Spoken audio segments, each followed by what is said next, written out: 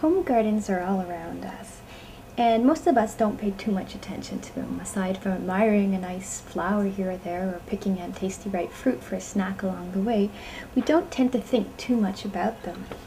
But from an ethnobotanical perspective, home gardens are one of the neatest ways in which we can understand the relationships between people and plants, because they allow us to understand or ask a few fundamental questions. Questions such as, what do you like so much that you want to have in your own backyard, that you want to have right within reach all the time? Why do you want to have it there? Why is it so important to you that you want to have it right there? And how did you plant it? That is, what do you know about the plant, about the ecology of the garden, about how they interact, that made you plant it in that way? When we think about these questions, we realize that the answers to these questions are guided by cultural histories, cultural preferences, cultural values, as well as, of course, individual needs and preferences. And so for this reason, we can think about home gardens as expressions of people's cultural values and of their individual needs and preferences. And this is what I want to focus on today. So to start, a few definitions. There is no one and only definition for a home garden. They're incredibly variable across the world, as you're going to see today. But in general, we can say that home gardens tend to be assemblages of plants, which include multi-stories, including trees, shrubs, vines, and herbs, including annual and perennial crops often, and often involving livestock that grow in or adjacent to an individual home or a home compound. Okay, so it tends to be a garden made of a whole variety of plants of different life histories that grows in or near your house, and that can often involve animals. The kinds of products that are produced in a home garden are highly varied, and we're going to be talking about this, but they include things like food and medicine, ornamental, shade, animal products, etc. One of the key things in a home garden is that this crop, tree, animal unit is managed by family labor. That is, generally you don't tend to hire people to come in and work in your home garden. It's an extension of your home, and it's an extension of you, and it's your family who works in and manages it. And that's, of course, what makes it so interesting. Home gardens, like I said, tend to be located in or near the house, but they aren't always just right outside the house, as many of you may be familiar with. In many places of the world, home gardens can be located within the house. That is, the house is often sort of a square-shaped structure with an opening in the middle where there's all kinds of plants, including very large trees that grow up in the middle, and birds and insects fly in over the house and into that home garden there, and that's where people produce the plants that are important to them. Of course, it can be in front or in back of your yard. It can be a little distance from your home as well, and often it's surrounded by something that marks it as a boundary. So it could be a fence, it could be a hedge, or some other biophysical boundary. Home garden size can vary, again, incredibly variable across the world, from a few meters squared up to several thousand meters. But in the tropics, which is what I want to focus on, and in much of the unindustrialized world, home gardens tend to be fairly small. That's less than 1 acre big. These are assemblages of plants that tend to be used by and large for subsistence purposes, but for a wide variety of subsistence purposes. Even here in Manoa, locations of home gardens can vary greatly. People can have home gardens in the community garden plots that Honolulu has. This is the example of the Manoa community garden plot, or right in front of one's house. Again, another house in Manoa.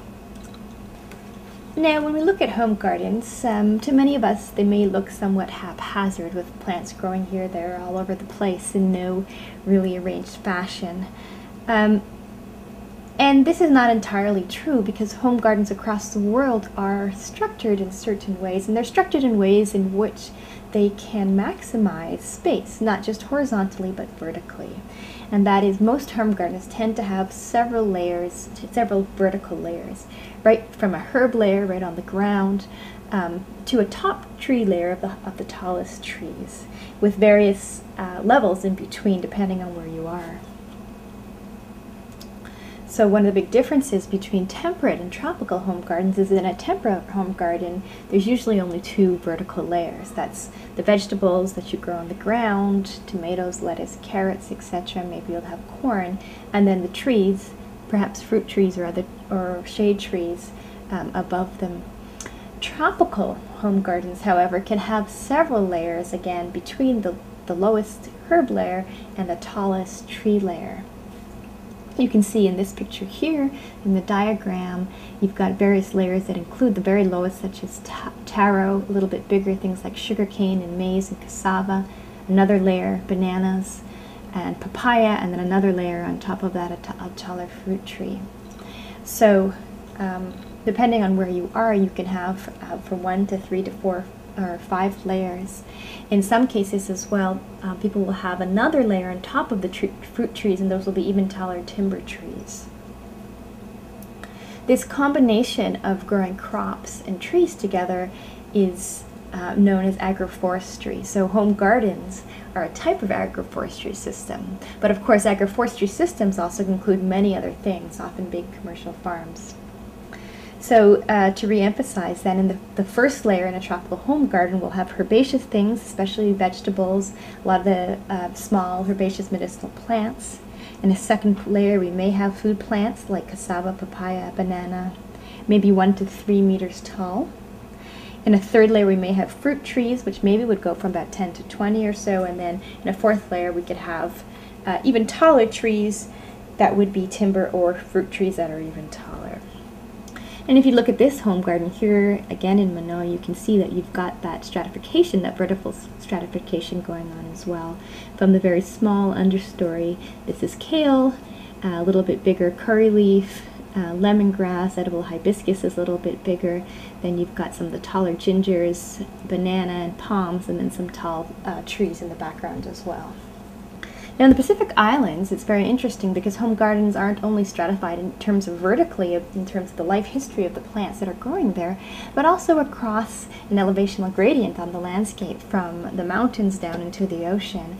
And so in Pacific home gardens, they're able to take advantage of these differences in elevation and as well to maximize the number of species that one can have. So this is a schematic diagram of a hypothetical home garden in the Pacific Islands, where on the area closest to the ocean you have mangrove. Now we know that mangrove is not native to Hawaii, although of course it is here now, but we can imagine this is another Pacific island.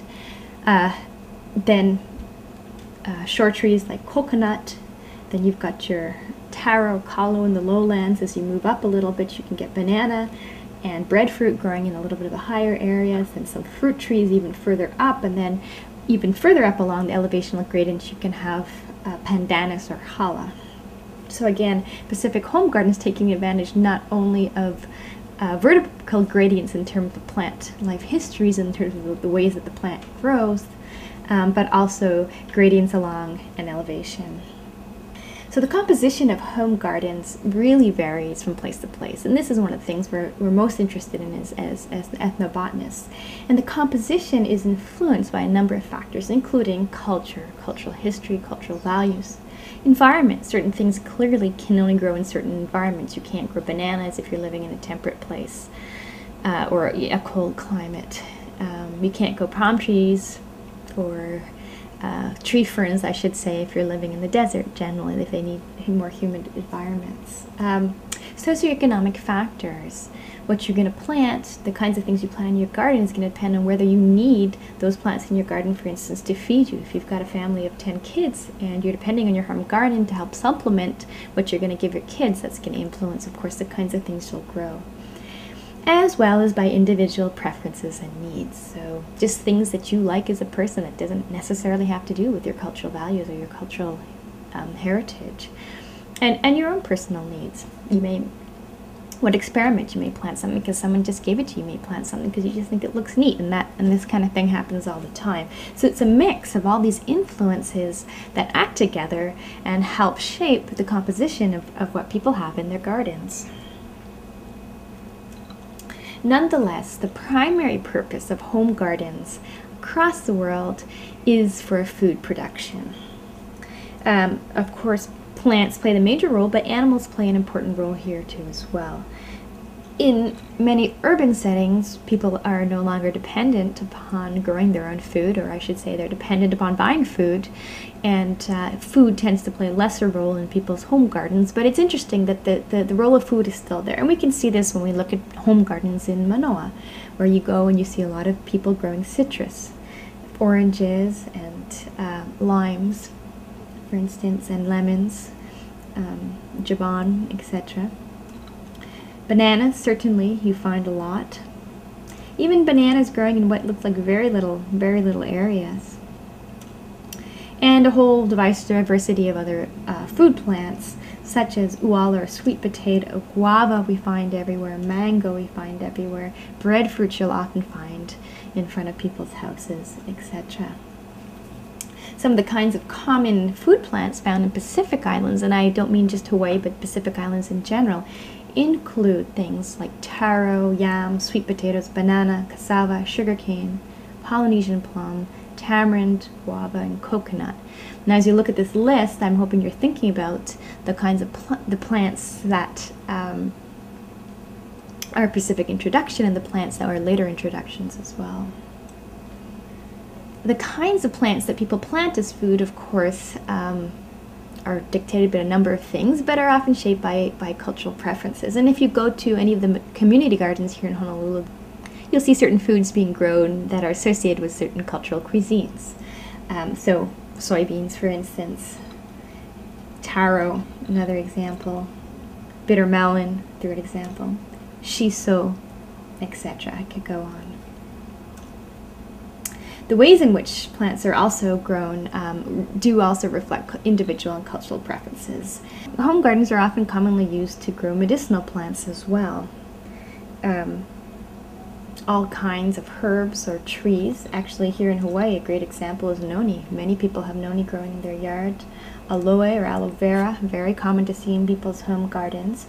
And things like herbs and spices that both act as foods and as medicines at the same time. So many people will have common plants that can be used to treat common ailments in their gardens, but herbalists, specialists, midwives, etc. will often have extensive medicinal plants, an extensive variety of medicinal plants in their garden that they use, of course, specifically for the diseases they treat and that they need to have on hand when they are called for.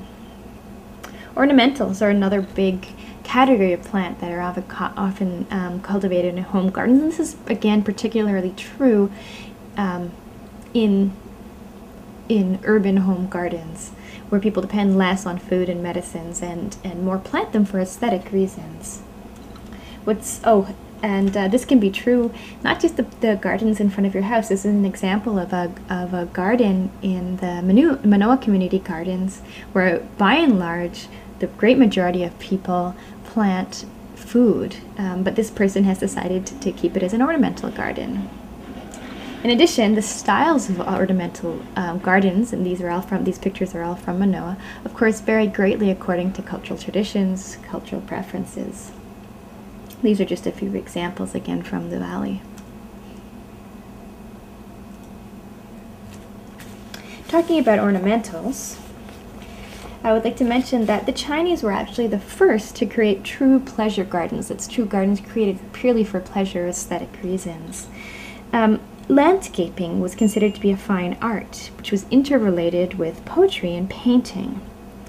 The Buddhist missionaries carried the religion to Japan in the 6th century AD, and the Japanese adopted Buddhist philosophy and Chinese attitudes towards gardening. But they adapted it then to their own climate and their own flora and their own beliefs.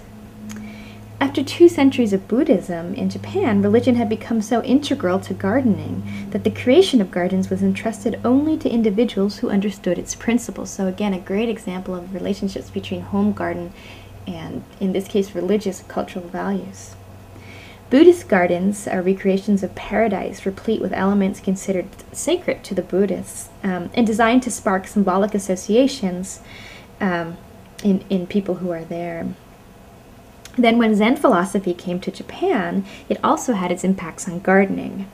And from there came tea gardens associated with the tea ceremonies. Now, I haven't been to Japan, but apparently gardens in cities and in rural Japan reflect a combination of these types, both of these influences. Okay, so apart from ornamental and aesthetic reasons, food and medicine, there's a lot of other functions of home gardens. People grow plants for fiber plants, for fuel wood. In fact, fuel wood could be really important. In some studies, people have found that from about 51 to 90% of fuel wood in places in South and Southeast Asia comes specifically from home gardens. Timber as well. We don't often think of taking timber from a home garden, but this is certainly a function as well. Animals, fish, chicken, ducks, pigs, etc. We think about some common home garden plants in Hawaii, we can realize that they reflect a diversity of uses. So these things include tea, kukui, red ginger, white ginger, puakinikini, bananas, mango, papaya, plumerio, bamboo, ulu, breadfruit, mountain apple or hia'ai, etc. So when you look at this list, I want you again to think about which of these plants are Polynesian introductions, which were introduced later, and what diversity of functions do these plants play? Why do people plant them here? One of the key things in understanding composition of home gardens is that many of the plants, the individual plants, many of the species planted in home gardens have multiple uses. So a plant is not there just because it's food, but it may be food and medicine, or it may be food and fiber, it may be a whole multitude of things. So many different species are used for many things. A great example of this is the coconut. Now, I'll be talking a little bit more about Java later in this talk. Java, many people have studied home gardens in Java extensively because they're so diverse. But coconut is a common component of home gardens there, and it serves a multitude of uses. For instance, young fruit is used as a drink, but also as a medicine. The old fruits can be used, of course, for milk and for the coconut meat. Coconuts can also provide coconut oil. The leaves are used in wedding ceremonies for good luck. The flowers can be tapped for production of sugar.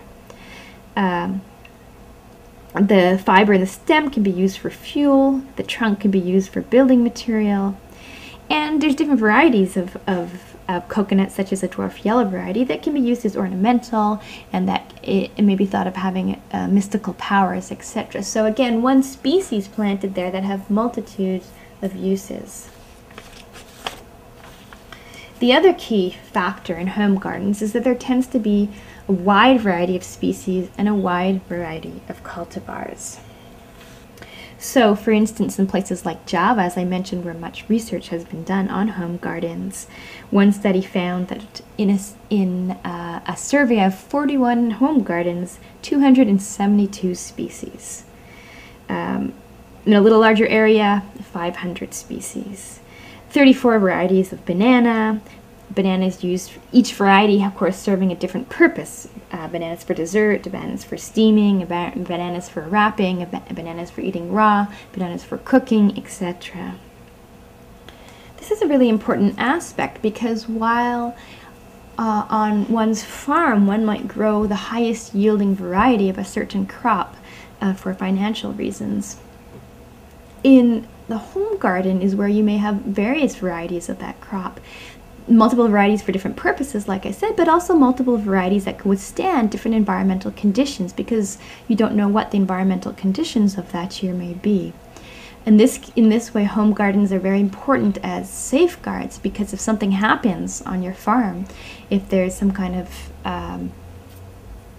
flood or drought or other environmental disaster that destroys destroys your crop or leads to low yield, or if you've got a pest invasion, etc., in your garden you may have many different varieties that may be able to withstand whatever's happening there. So home gardens really complement farms and can safeguard families from some of the vagaries in environment.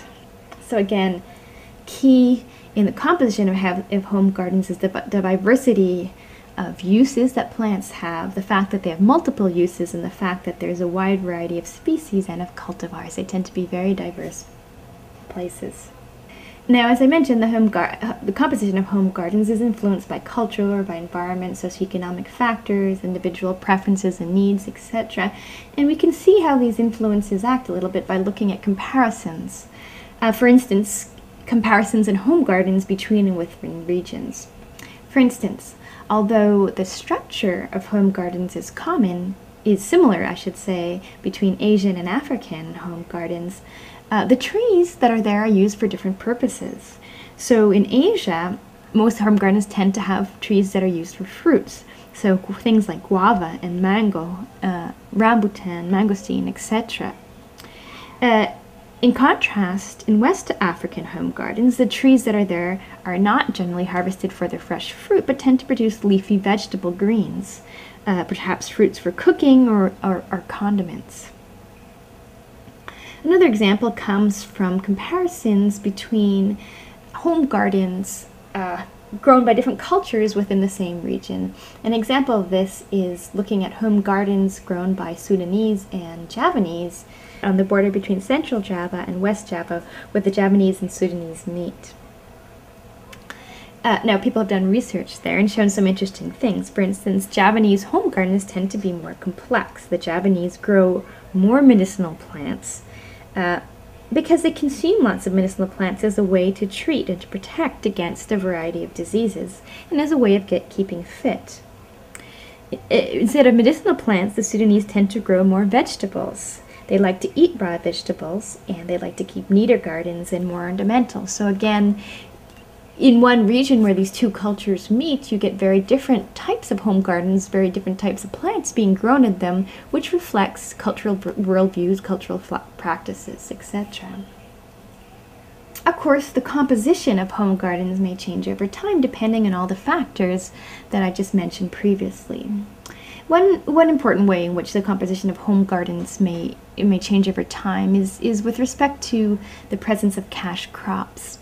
Cash crops are those crops that tend to have a high value or value on the market in which you can sell and earn money for, as opposed to subsistence crops, which is what you're growing for yourself to feed you and your family. So as cash crops, for instance, such as coffee or cacao, gain importance in the market, people then tend to plant them in their home gardens as well, to greater or lesser degrees, but they're there and they're often in association with other food plants.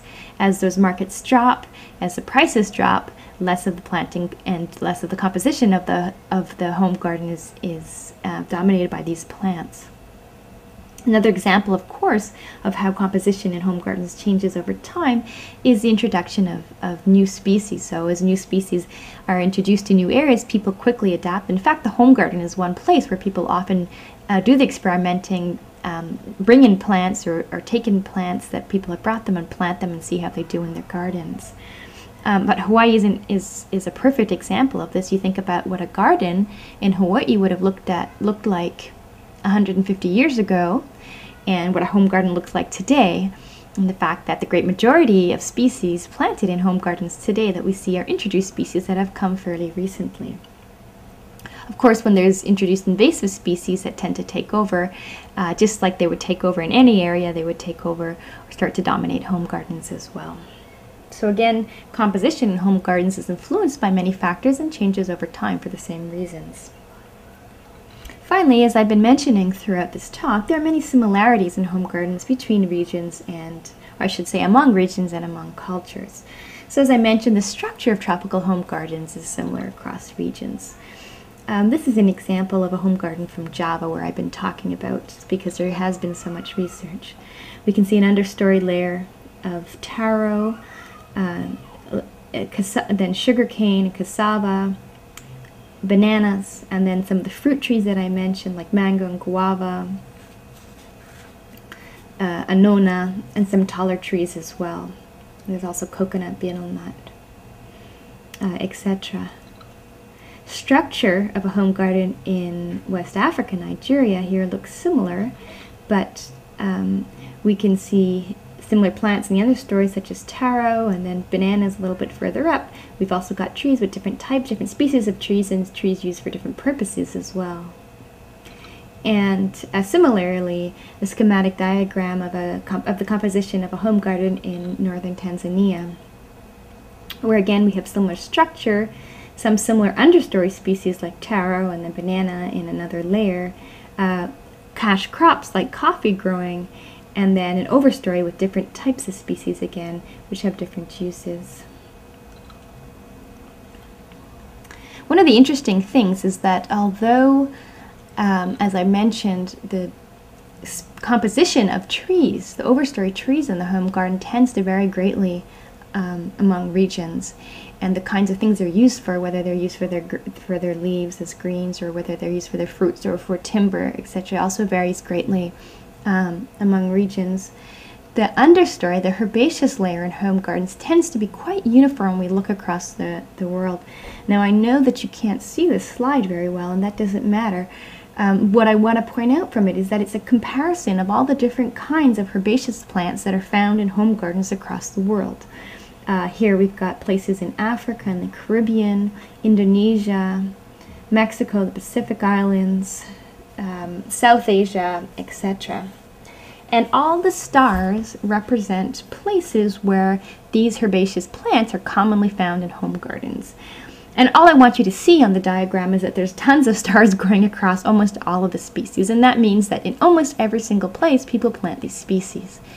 One reason that there's so much commonality is that in a home garden, the herbaceous layer is often used for food, and it needs to be food plants that can tolerate lower levels of light because you've got shade caused by the trees in the overstory. So these tend to be things that, foods like tubers and roots that can withstand these conditions. In any case, what I want to get across is that we've got a diversity of trees and uses. We've got a lot of similar plants being grown in the understory across different parts of the world. Now, if we think of a home garden in ecological terms, we need to understand as well that a home garden is created out of a forest or whatever wild environment that was there before it. When you make a garden, you will cut the forest, but you may save certain trees. There will be seeds from that previous environment in the ground that may germinate, and you may leave there or you may take out. The point is that the home garden is also influenced by what was there before it.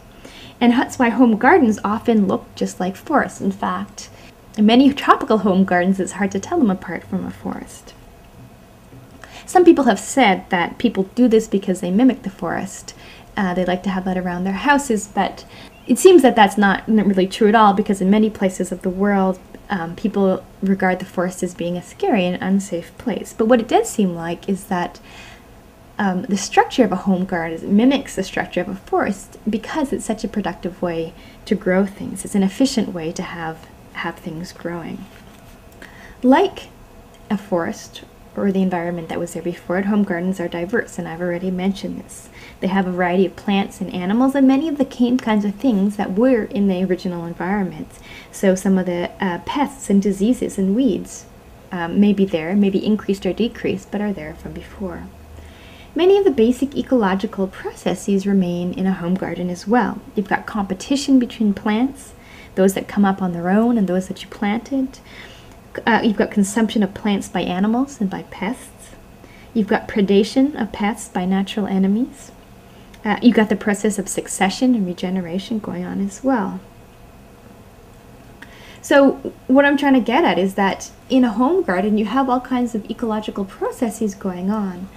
And what you're doing in your home gardening is you're overlaying those ecological processes, you're managing them with agricultural processes, right? With cultivation and fertilization, harvesting and sparing. And these agricultural processes are regulated by economic and cultural and social decisions. So to understand home gardens is not an easy thing. These are very complex systems that are regulated by ecological and agricultural and cultural and socioeconomic factors and processes. Some characteristics of home gardens include a fairly high productivity, that is, the quantity of products that are produced per resources input. Stability, and this is a really important one, that is the capacity for more or less continuous production of crops throughout the year. This is due to the great variety of combination of crops that are grown in the gardens, each one having different life cycles and growing well in different kinds of years. So regardless of what the conditions are for that year or what time of the year, you probably will have something that's producing. And again, this is a real key to why these things can act as safeguards as well for families.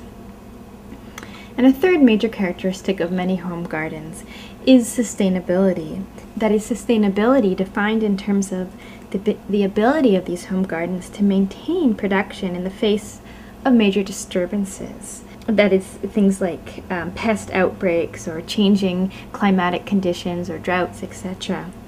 And this is because of the reliance on solar energy and on human energy. Their genetic resources, again, remember this is a great variety of species being planted and cultivars as well. And this can help defend against things like pest outbreaks, and allows for changes, allows for plants to be able to adapt to changing conditions. The reliance on biogeochemical cycling, that's nutrient cycling, instead of herbicides and pesticides being put in, or I should say chemicals being put in, and soil conservation. So sustainability tends to be very high, and sometimes this comes at the expense of very high productivity that you might have on a farm. So you won't have the same kinds of yields as you would, I mean, it all depends, but you may not have the same kinds of yields as you would elsewhere, but you have stability and you have sustainability as well. Finally, the functional significance, as I've been mentioning throughout this talk, of home gardens depends on many things, and we can look at comparisons across cultural contexts, as I've already given you some examples. So depending on where you are, it could be a subsistence space, it could be a safeguard in terms of protecting yourself against things that might go wrong on your farm. But if you've got cash crops also grown in your home garden, as I've mentioned, then that's a safeguard, that's an economic safeguard in which you could sell and get some cash as well if things don't go well, or if it's just a bad year, you may want to sell the cash crops in your home garden as well. So both from subsistence and cash perspectives, it may be a safeguard. Very important, it can be a very important source of foods that help in household nutrition. And people have done lots of studies on this now, but just to give you some examples, I talked a lot about the home gardens in Java. Well, people find that 40% of the energy requirements for a community can come from plants in home gardens. In other places in South Asia, people have found that the dietary requirements for vitamin A, vitamin C, iron, calcium, etc. can come fully from plants being grown in the home garden. Again, even for protein intake, people have found that up to 30% of protein intake can come from people's home gardens. Home gardens, of course, though, can serve as a status symbol. The kinds of things you have planted, the way you have it planted, the size, etc., can say a lot about status and about power. It can serve as a place that's simply a boundary that bounds your house, a meeting place that can be culturally important. It can serve an important role in terms of conservation, and we'll get to this in another episode. But because the diversity of species tends to be so high in tropical home gardens, and that the diversity of cultivars as well, that these tend to be little reservoirs of genetic diversity and of species diversity. And even when tropical forests are being cut down all around, people protect their home gardens, and by doing so, they not only protect the plants there, but they are able to protect a lot of the animals that depend on those plants. For instance, the birds that eat the fruit, the small wild animals, reptiles, amphibians, etc. Just as an example, I'll talk about Java again. In home gardens in West Java, 78 species of birds belonging to 38 families were found in home gardens, including 13 that were legally protected. So again, they can serve important functions in terms of conservation as well.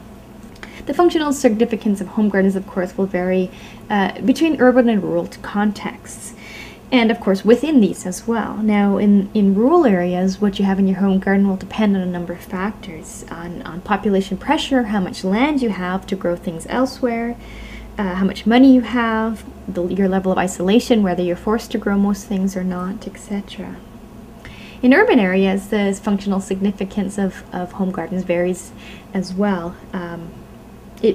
Home gardens can represent a way for people to connect to nature, reconnect to nature with the rural past, for aesthetics, for growing specific foods that you can't get elsewhere, etc. And one of the neat things about urban home gardens is you can see the diversity of ways in which people try to create them with such little space.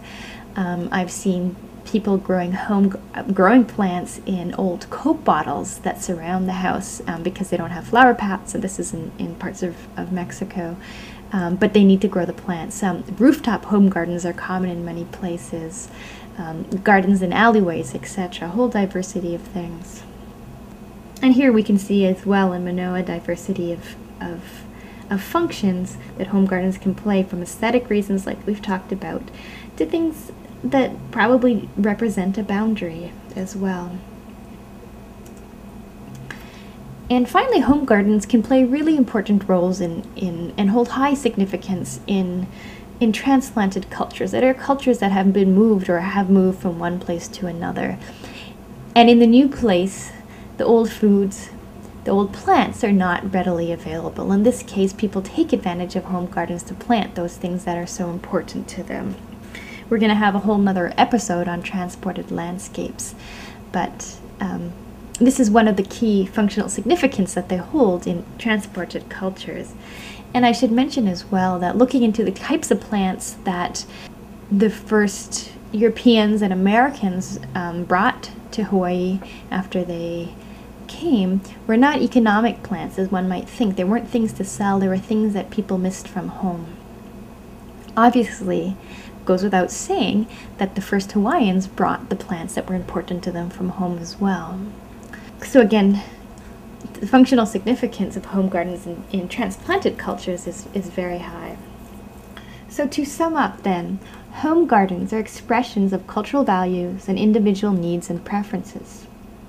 A wide range of plants, with a wider range of uses even, are grown in home gardens, and home garden composition varies with cultural, socioeconomic, and environmental factors. Home gardens are complex systems. They're governed by ecological and economic and agricultural processes, okay, on top of these social and cultural factors that play into them. Today, home gardens may play important roles in a number of ways, including household nutrition and health, livelihoods, that's through cash income, conservation, and other roles.